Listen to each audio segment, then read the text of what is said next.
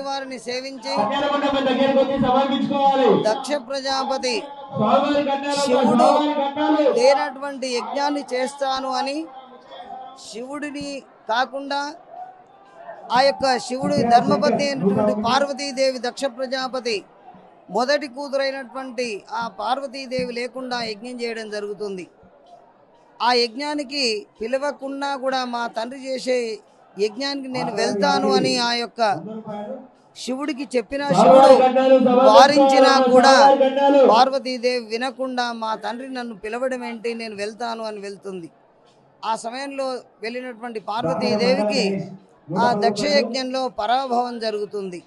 పిలవని పేరంటానికి ఎందుకు వచ్చావు అని తోటి చెల్లెళ్ళు కానీ తల్లి కానీ తండ్రి కానీ ఎవరూ పలకరించకపోతారు. అప్పుడు కోపోద్రిక్తురాలైనటువంటి పార్వతీదేవి అక్కడనే ఆ యొక్క అగ్నిని సృష్టించుకొని ఆ అగ్నిలో ఆహుతవుతుంది.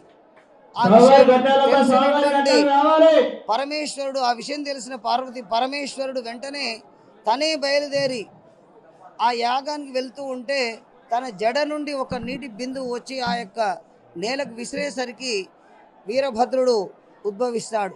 తండ్రి ఏమిటి ఆజ్ఞ అని చెప్పేసి అంటే, దక్ష ప్రజాపతి శివుడి లేని యాగం చేయడమే కాకుండా మీ తల్లి అయినటువంటి పార్వతీదేవి అక్కడ ఆహుతి అయిపోయింది అని చెప్పేసేసరికి వెంటనే కోపోద్రిక్తుడైనటువంటి ఆ యొక్క వీరభద్రుడు దక్ష యాగానికి వెళ్ళి ఆ యొక్క యజ్ఞాన్ని అంతా ధ్వంసం చేస్తాడు.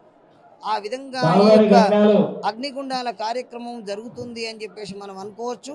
మరి ఈ విధంగా అనేక శివపురాణంలో కానీ శివుడి యొక్క లీలల్లో కానీ శివుడి యొక్క మహత్యంలో కానీ అనేకమైనటువంటి ఇతివృత్తముల చేత ఈ యొక్క స్వామివారి ఉత్సవ కార్యక్రమాలలో జరుగుతాయి.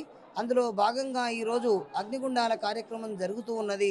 ఈ కార్యక్రమంలో అగ్నిగుండంలో ఆ భగవద్ బంధువులు భక్తులందరూ కూడా పూనకం వచ్చేటటువంటి భక్తులందరూ మిగతా భక్తులందరూ కూడా భక్తి శ్రద్ధల చేత అగ్నిగుండాలలో ప్రవేశించి తద్వారా వారి యొక్క భక్తిని ఆ పరమశివుడికి సమర్పించి తద్వారా పునీతులయ్యి స్వామివారి కృతజ్ఞతగా అగ్నిగుండాలలో భక్తులందరూ ప్రవేశించి తన్మయత్వాన్ని పొంది జీవితానికి కావలసినటువంటి మోక్షాన్ని పరమశివుడి ద్వారా పొందుతారు అని చెప్పేసి మనకు ఇతిహాసం ఈ విధంగా చెప్పబడుతుంది.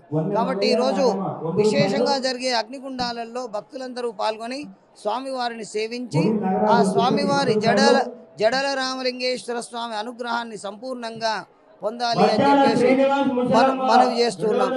స్వస్తి ప్రజాభ్యః పరిపాలయంతాం న్యాయేన మార్గేణ మహిం మహిషాం. మరిన్ని వీడియోస్ కోసం ఛానల్ ని సబ్స్క్రైబ్ చేయండి. లేటెస్ట్ అప్డేట్స్ కోసం వాట్సాప్ ఛానల్ ని ఫాలో అవ్వండి. ఆ లింక్ డిస్క్రిప్షన్ లో ఉంది.